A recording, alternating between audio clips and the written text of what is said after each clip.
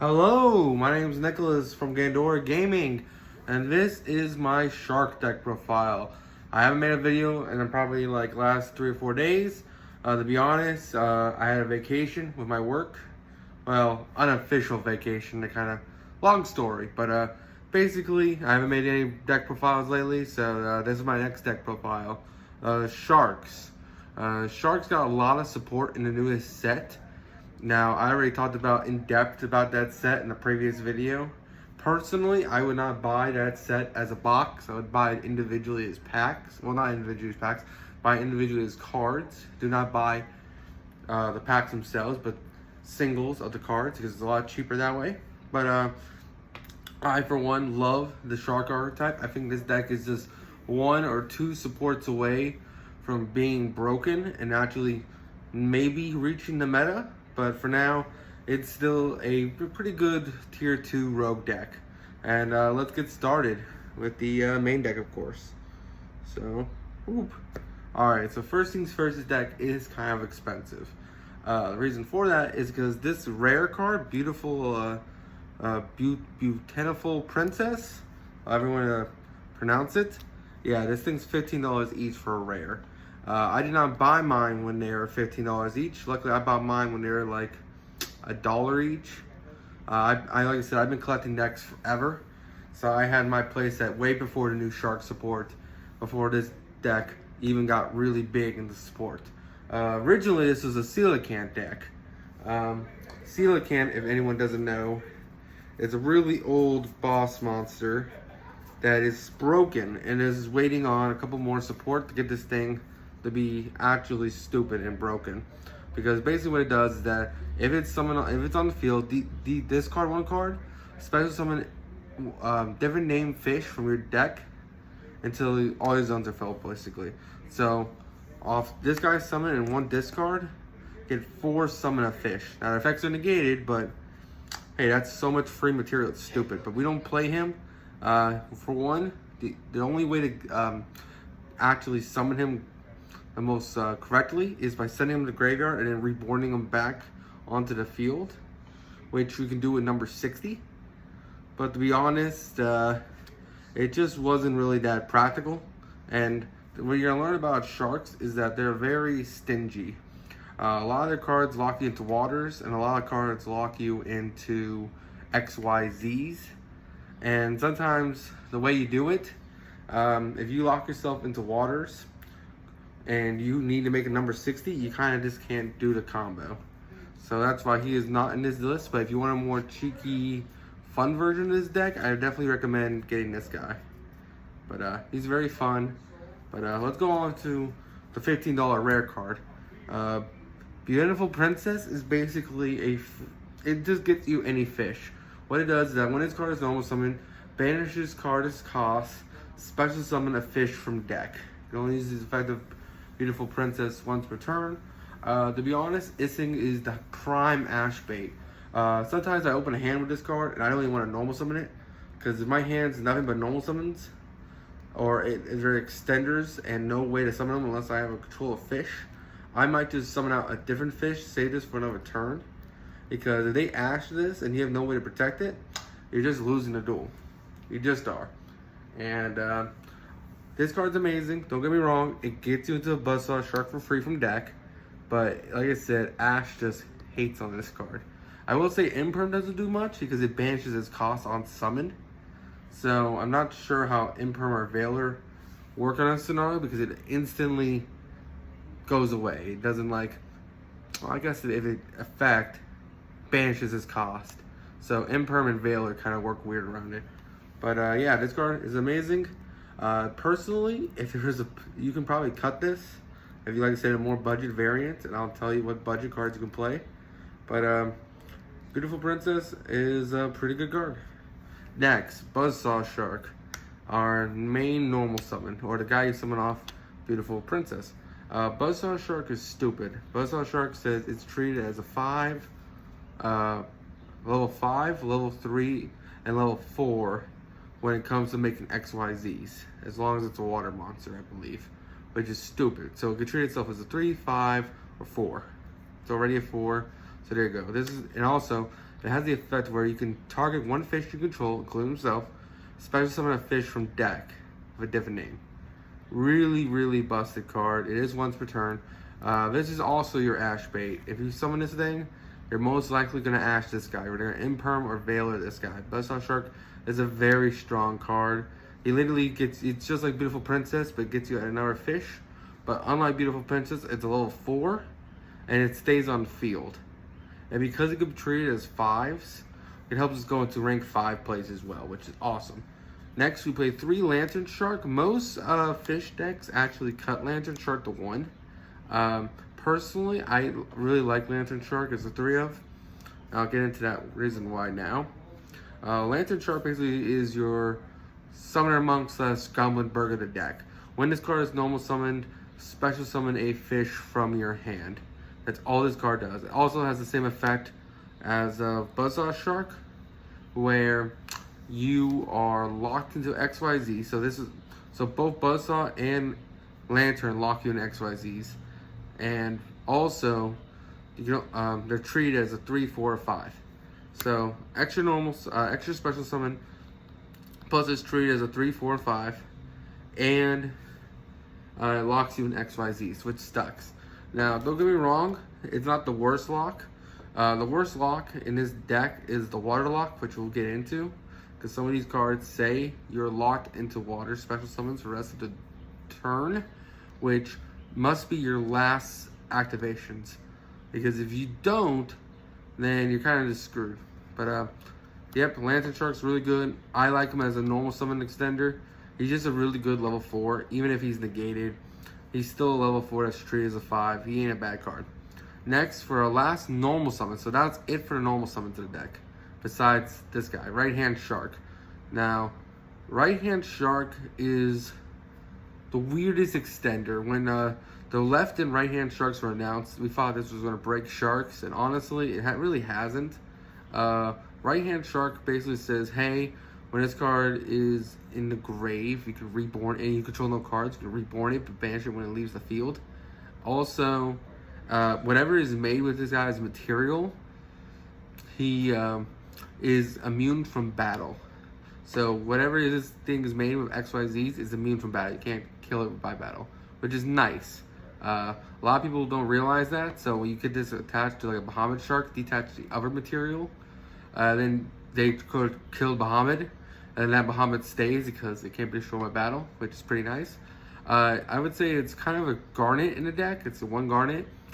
We don't play left hand because left hand is a level 3. They don't level modulate like the other 2. If they did, you probably would play both. But he's just a really good dude. The only way to summon him really is if you control no monsters, which sucks. He's like the worst normal summon in the deck. So I'll count him as a normal summon, but really you just want to get him in graveyard or summon him off one of Buzzsaw Shark or any other ways. Next, we go on to our extenders. Now, our extenders are what makes this deck great.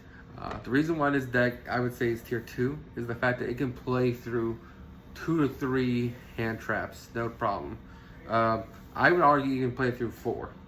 I just went against a duel. I lost the duel, don't get me wrong, but I played through a Veiler, Ash, and an Ogre, and I was still able to make an a Stealth Kraken with a pop, which, don't get me wrong, is a pitiful game state, but when 4 hand traps are used, that's pretty good. That's still pretty good. You can make still a rank 4.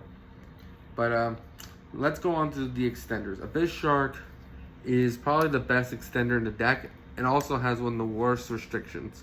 Abyss Shark says if all monsters you control are water, minimum 1, special summon this guy from your hand. Then he gets to add any fish level 4 from deck. It might be level 4 or lower, but to be honest, there's only level 4s are searching anyway. So this thing is amazing. It locks you into waters, and that's the scary thing. A lot of cards, most of our cards in our extra deck are water, but some of them aren't. For example, we are playing Zeus, and we are also playing the Utopia package. So this whole package right here gets turned off by the Abyss Sharks. So that is awful. Not to mention, these are some of your best extenders. The fact that you can search any shark, it's a free summon, and it's also treated as a 5, 4, or 3 is amazing. I just wish it wasn't the water restriction. Now, here's Crystal Shark. Crystal Shark is a number 3 of.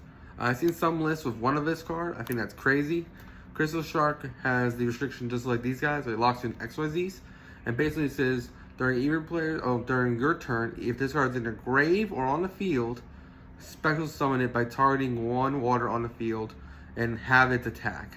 So if you have a Stealth Crag and turning all your opponent's monsters into waters, you can special summon this thing from hand or grave, have that monster's attack, and summon this guy onto the field as a 5 or 4.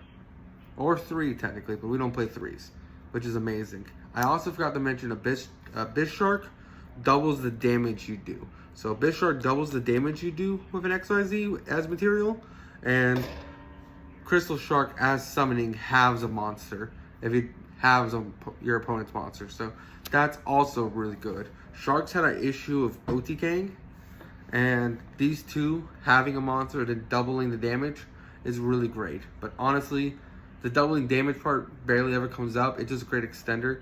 The having does come up, but usually you want to go first with this deck, and Stealth Kraken is usually made and turning all your opponent's waters. But as the rounds progress, Crystal Shark definitely does come up. The third best extender in this deck, arguably the best extender, is XYZ Remora. We play 3 of this. I've seen some people cut it to 2. I've seen some people cut it to 1. Personally, I just want to see it in my hand. This card is stupid. Basically what it says is that if you control an XYZ, you can detach 2 materials from it, special summon this card from the field, and then reborn 2 fish with different names from the graveyard. I don't even think it has the different name requirements, but let me double check. It could be the same names, actually. Yeah, this says target 2 level 4 fish, reborn them, but their effects are negated. So this card is literally 3 materials for free. It summons itself onto the hand, from hand, and then reborns 2 from grave. So whatever you detach, reborns them. And what's great about that is Stealth Kraken doesn't really have a detach cost. The best part about Stealth Kraken is that he just pops cards without having to detach, which is amazing. So you can make a Stealth Kraken, have XYZ Remora in hand, detach 2 materials from Stealth Kraken, then reborn out 3, which is amazing. And also, it doesn't restrict you at all. There's no restrictions with this card, which is amazing. I guess the only restriction, is that their effects are negated, but that doesn't really matter. Next extender, 3. Oh, I went a little too fast there. 3 White Stingray. White Stingray is an amazing card. This card is basically discard card, and special summon this card from hand. That's all you need to know. It's a level 4 fish. It's probably the second worst extender, to be honest, if I did a discard. But sometimes you want to get stuff in grave because you have the ability to reborn them back, or they're just bricked in hand. For example, if you have a right hand in hand or an X-Ray Remora, you can discard them to special summon this guy, and then if you have you can bring back the Remora with a reborn, or you got a right hand engraved now in order to, if your board's cleared, summon it out again, which is really good. It also has the effect where if it's reborn from grave, it becomes a tuner. In the, what's it called, the Deep Sea Coelacanth versions of this deck, that part matters because it helps you go into Synchro 8s. But to be honest, we're never reborning this thing from grave unless we just need a level 4 extender, and we don't have any tuners in this deck. So, not any synchros in this deck. So Right Lady Memorial is really, White Stingray is really cool, but it's alright. The discard part hurts, but we need more water extenders, and we want to play through stuff, so Right Stingray is just really good. Next are Silent Sea Nettle, my apologies. This guy is really great. He also comes with a restriction. Just like Abyss Shark, he locks you into waters. So that Sea Nettle and Abyss Shark, you want to be your last effects you want to use. if you're trying to go for the other XYZ plays. Because once they lock in the waters for the rest of the turn, you can't make them. So these two lock in the waters. These guys lock you in the XYZs. And we'll keep going on more restrictions. But also, that's basically what this card is. You can special summon once per turn, to just if you have a water, special summon it, which is great. It's an aqua, so totally awesome. You can tribute this guy from hand or field to negate something, which is awesome. And also it has a banish effect where you can banish it and shuffle 3 fish back into the deck. So it's also your pot of avarice without the draw, which sucks, but what can you do? Next, for our extenders, we play 3 Tenyi Spirit of Saruman, Sharuda, whatever hell you want to pronounce it. Basically says if you control a normal monster, special summon it, or if you just have no cards on the field, special summon from hand. It's a free level 4 extender, and that's all it needs to be, which is great. Also, you do play Ready Fusion in this deck. And because you do play Ready Fusion in this deck, if you activate Ready Fusion, summon out your rare fish, then you can just special summon a Tengi. You can go into a free Bahamut or a free Stealth Kraken without committing to your normal summon, which is fantastic. The fact that you can just go into an Omni Negate or go into a Pop without using your normal is amazing. That's all this thing is. If you already have an established board, this thing's kind of a dead card in hand, but we are in desperate need of water extenders in hand, so we'll take Tenyi Spirit Sharuda. Finally, for our last extender in the hand, we play 3 Silent Angler. Silent Angler is a really amazing card, but it has the third restriction we're adding to the deck. So like I said, these lock into XYZs, these lock you into waters. Silent Angler says if you control water, special summon this card, and its card is special summon, you can't special summon from the rest of the turn from your hand. So all these extenders get turned off if you summon Silent Angler first. So you want to make sure, if you have a Silent Angler in hand, this is the last card you use.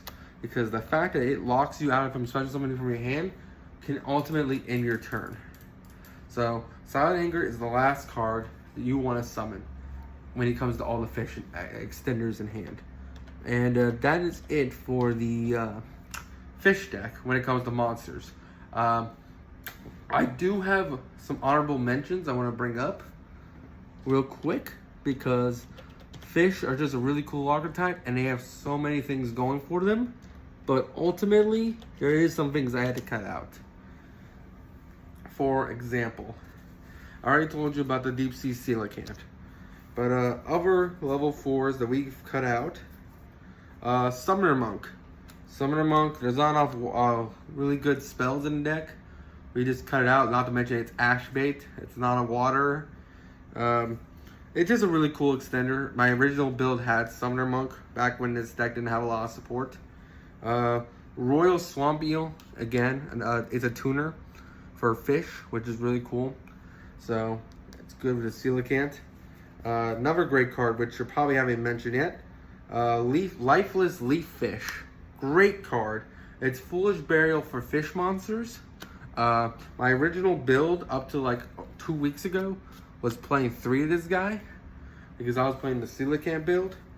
But ultimately, the issue with him is that, one, he's a normal summon, and adding so many normal summons to a deck that just wants to extend ultimately just hurts. You don't ultimately want to have a handful of normal summons in fish. You want to extend, and win the game. Your normal summon is very strong, and you don't want to waste it on things, and you don't want to have conflicting normal summons. We already have 3 conflicting normal summons in this build as alone. Those 3 conflicting normal summons are Lantern Shark, Buzzsaw Shark, and Beautiful Princess. We do not want to waste our normal summons on a 4th normal.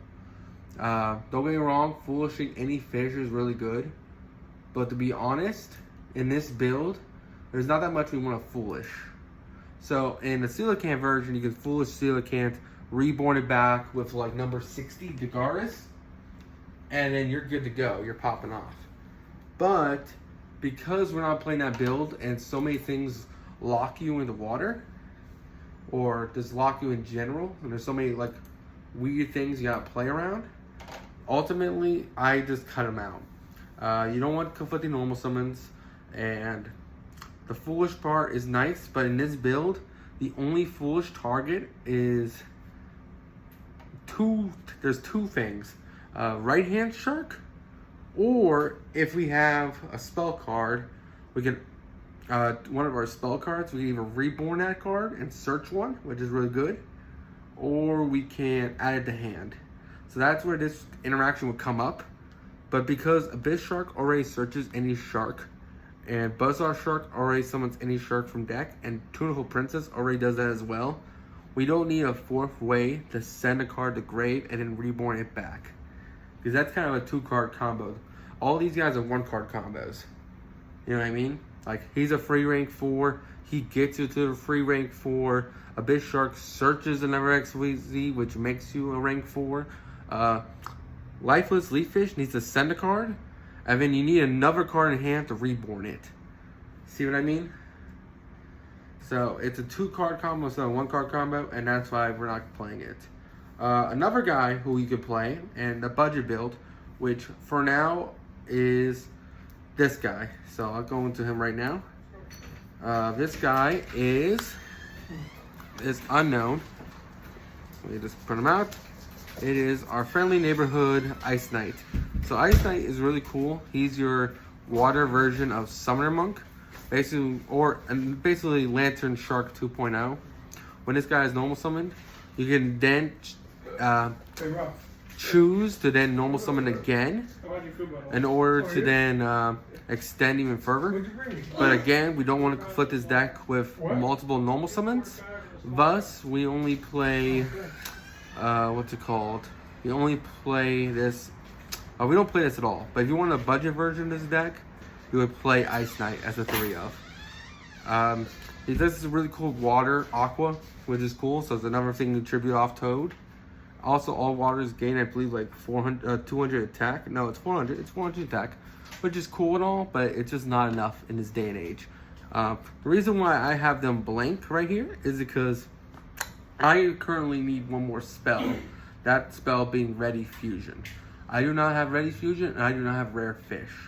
I'm looking to get a Rare Fish sometime this week. As for Ready Fusion, I gotta find someone to trade me them, because the store I go to, Oblivion, did not have any. So these would be Ready Fusion, which basically summons a level 6 or lower normal monster from your extra deck. And then it can't attack, and it dies at the end turn. It's basically Insta Fusion for a new age. That's expensive. I think it's like $19 a copy. So if you want a budget version, just play 3 Ice Knight or 3 Lifeless Leaf Fish. But in my current build, I'm trying to make this as most competitively as possible. I personally would play 3 Ready Fusion.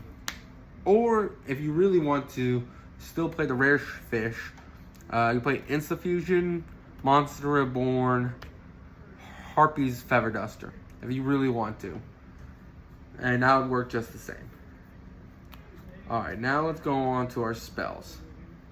For our spells, we only play 6.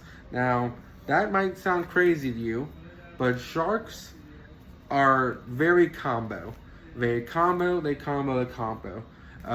There's almost an argument if that one spell that basically draws 2 if you only play monsters in your deck could be played. It's what Burning Abyss used to play it. Sekka's Light. There's an argument you can play Sekka's Light in this deck. Now, we have enough good fish extenders that we don't need to do that. Not to mention, Sekka's Light has been murdered on the ban list. It's at 1 for some reason. So, playing 1 copy of Sekka's Light when we'll be playing White Mirror and White Fish Salvage is crazy to me. These are, by the way, broken. These are the 6 spells we play in the whole deck. The reason why we play them is because they're broken. White Mirror is basically Monster Reborn for fish. Basically, you target a level 4 or lower fish in your graveyard, special summon it, and then you add that fish, the same name, to your hand. So you can reborn a Buzzsaw and then add a Buzzsaw for next turn, which is amazing. Or, what I like to do is that I like to make, using Buzzsaw, I like to summon out XYZ Remora, make a, what's it called, Bahamut, detach the XYZ Remora, and then if I have this or this in hand, I can reborn it for a free extender, and then add another copy to hand so I can use the XYZ effect in hand, which is stupid. Whitefish Salvage does something similar, but not as good. Basically what Whitefish Salvage does is that you can target one fish, level 4 or lower fish in grave, add it back to hand, and you can only use this effect once a turn. So it's a free recursion effect for fish. It also has the effect, if this card leaves the field because of the opponent's card effect, I believe it's destroyed. It has to be specifically destroyed, so if they like cosmic it won't work, but it's going to be destroyed, most likely.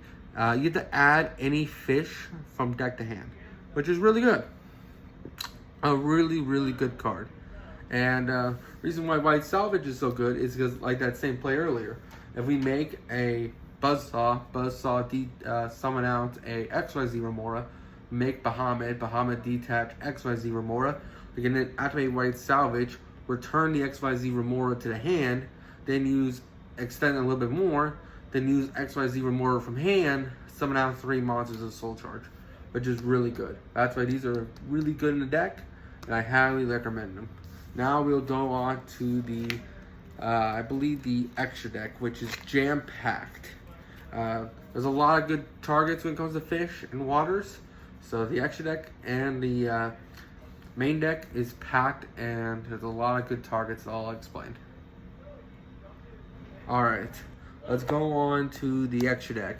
Now, when it comes to the extra deck, like I said, it is packed. We are playing nothing but the good shit. And we do not want to waste any space. There's a lot of good targets. We're not playing any synchros. This is all XYZs.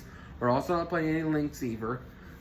Reason why, I'll go into suitable cards that you could play in different versions of the build, but this is personally my pick for the newest support that has came out in the new legendary Duelist packs.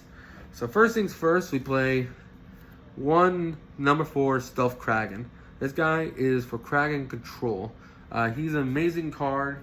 Basically what he does is that all monsters on the field become water, which is important because if you make him and all monsters are water, and you go into your XYZ plays, let's say you make the non-XYZ that's non-water, this will turn him into water, making your Abyss Shark alive again. Because remember, Abyss Shark and I believe Crystal Shark needs all monsters on the field to be water to be summoned. So the fact that he turns your monsters and your opponent's monsters into water is stupid. Also, when he dies by battle or card effect, he floats into Stealth Kraken spawns. And then Stealth Kraken spawns float into him, which is awesome. Also, during either player's turn, he can just pop a card, which is awesome. He doesn't have to detach any materials for that, by the way. He just quick effect blow up shit, which is amazing. Stealth Kraken does the same thing basically. If there's a water on the field, he can quick effect pop it, and it floats into a number 4 Stealth Kraken, which is amazing. Oh, I forgot to mention one more restriction that the Sharks do. So there's 4 restrictions I forgot to mention. I mentioned the 3, but there's one more restriction. Abyss Shark and Crystal Shark are 2 new cards from the set.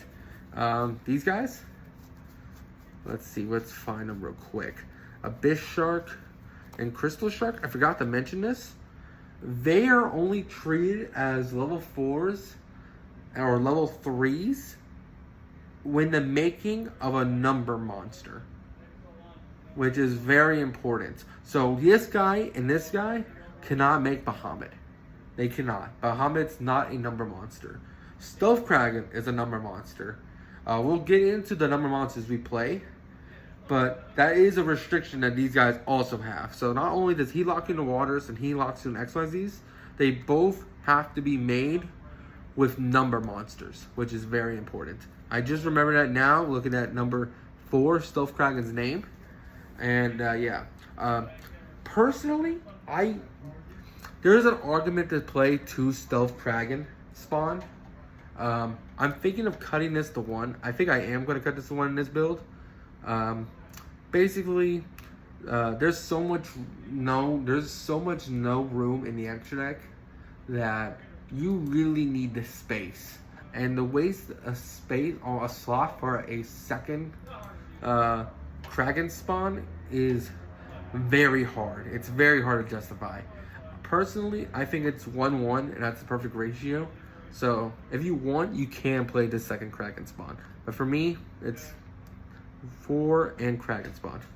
Next, we play One Abyss Dweller. This is a water deck. Abyss Dweller is home to this deck.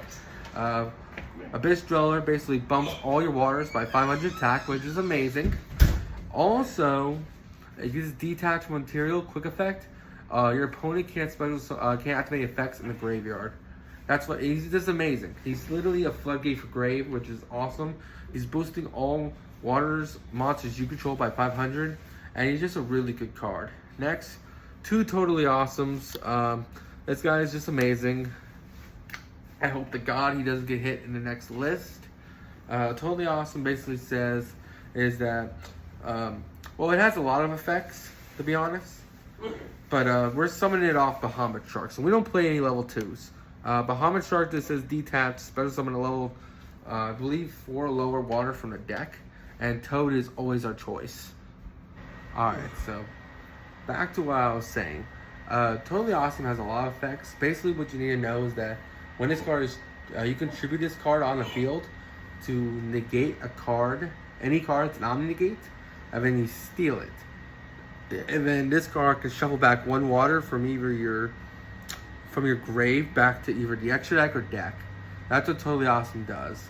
It has more effects. If you were playing this in like Paleozoic Frogs, where you're playing a cohesive frog engine, you could also detach the material during the standby phase of your turn or your opponent's turn, especially summon a frog from deck, which is awesome.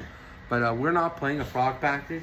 We're tutoring it out with Bahamut Shark, which just says detach one material from this card, especially summon a toad from deck. Basically, it's all you're ever summoning off Bahamut Shark. And 2 rank 4s goes to Bahamut. Bahamut gives you a free Omni Negate, which is amazing. The second effect, like I said, of Toad, the whole standby phase effect doesn't come up. And the shuffling back effect is amazing, and the stealing effect is amazing. Sometimes you don't want to steal their monsters unless it's like a really strong monster. For example, they activate, I don't know. Let's go, for example, Alistair the Invoker. Alright, so Alistair the Invoker is level 4. You don't want it in grave when you negate it, because they might have an invocation in hand. So you want to steal the Alistair and put it on your field, so that they have to get it off your field in order to do it again. Or they have to get another Alistair, which is pretty hard. Like I said, Bahamut Shark is just amazing. It just tutors out Totally Awesome. Next, we play 1 Silent Honor Arc, 101 Silent Arc. This is a classic XYZ. For the longest time, no fish deck was playing this card, unless they're like really, really casual.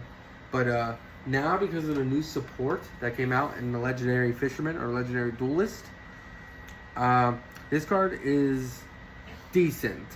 It's space in the extra deck that we need. Personally, it's just a card that helps another boss monster, and we'll get into that right now. The whole reason why we play this is because of this package right here.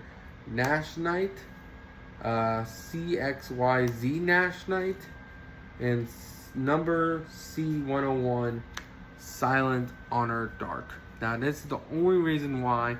This is a 4 package engine. Personally, I would cut it. It is debatably cuttable. Not the Nash Knight and not the CXV Nash Knight, but the Silent Honor Arc and the Silent Honor Dark. Let me explain what this whole package does. Basically, because we can make rank 5s, you make Nash Knight. Nash Knight's effect says you can detach 2 materials from this card, attach a monster from your extra deck to him as material, and then attach 1 card on the field as material to him. He only uses effect once per turn. So basically, he's a quick effect. Attach a Silent Honor Arc, and then attach a card on the field. So if you're going second, you can attach their boss monster to him, which is amazing. Which is the reason why we're playing this package. Next, then you rank up on top of him with a XYZ Nash Knight, and his effect is you just detach a material to then XYZ on top of him, a number C101 Silent Honor Dark. Whenever he makes Crash Knight, dies the next turn. So that's why we're not playing the other package. There's 2 packages you can be playing. There's the Umbrella Horror package, the C101 Umbrella Horror, which basically is I believe an Omni Negate, plus it makes your opponent discard a card, which is really good. The issue is finding those cards. Those cards are really hard to find, and they're also more expensive. I think the C101 is like $15 and the other one's $10, and finding them is pretty hard. Also, I do not know if the C101 dies when it gets blown up. And the reason why I have to say that and preference that is because number Silent Honor Dark, when it blows up, comes back as long as you have a number 101 Silent Arc engraved. So the effect of Nash Knight blowing up the monster uses him as material comes up, so he'll blow up during your opponent's turn, but he'll come back, and that's why he's really good. And that's why he's debatably better than the other dude. Because once that turn passes, he just blows himself up. You wasted 4 slots in the extra deck for a negate and discard, which personally is not enough to dedicate 4 slots in the extra deck for. So I like this guy because he comes back. So he's kind of like Time Thief. He's kind of like what's it called? Destiny Hero Phoenix Destroyer, where he just keeps coming back when he's destroyed. Also, when he comes back, you gain gain life points equal to his attack, so you gain 28, which is helping timing around. Also, once per turn during your turn, you can just attach a monster your opponent controls as material to this guy. So he also absorbs monsters, which is amazing. Like I said, you can dedicate 4 cards in the extra deck for this package. Personally, if we had better alternatives, we'd cut this whole thing. If you want to play the rank ups, you don't need to play these 2. You just play this guy plus him. But that means you have to be playing rank ups, and rank ups suck. No offense. So, personally, this is the package you play, and that's it. For our last 3 XYZs we play that are not water, so this is it for a water package. We play 1 Utopic Future, F-Zero, and we also play 1 F-Zero Utopic Draco Future, and we also play 1 Diviner Zeus. Basically 2 XYZs with different names, with the same rank, I think, so level 2, level 4s. I don't remember the exact materials for him because he's German. I usually just summon him off 2 Bahamut Sharks. So you have a Bahamut and a Bahamut on the field. You just summon him on top of him, which is really nice. I mean, he can get summoned on top Utopic Draco Future. And Draco Future can't be destroyed by battle or card effect, I believe. And basically, he's a monster negate and steals it. So he steals monsters, which is really great. And he's just a big guy. He's 3,000 attack, which is awesome. And Zeus is Zeus. We're playing an XYZ deck. Zeus just clears everything. We do lock ourselves in the water, so Zeus isn't the greatest, but hey, it's still a really good card. Alright, so back to what I was saying. Zeus is Zeus. We're playing an XYZ deck. We just detach, nuke everything on the field, send every card on the field to grave. You can summon them off any XYZ that battles, which is amazing. And ultimately, it's just a really strong card. Now that is it for our extra deck, but I do want to go over honorable mentions because there is a lot of honorable mentions I had to go through before we go on to the combo tutorial. And I'll show you the combos in a second. So let me just whoop, go into this right now.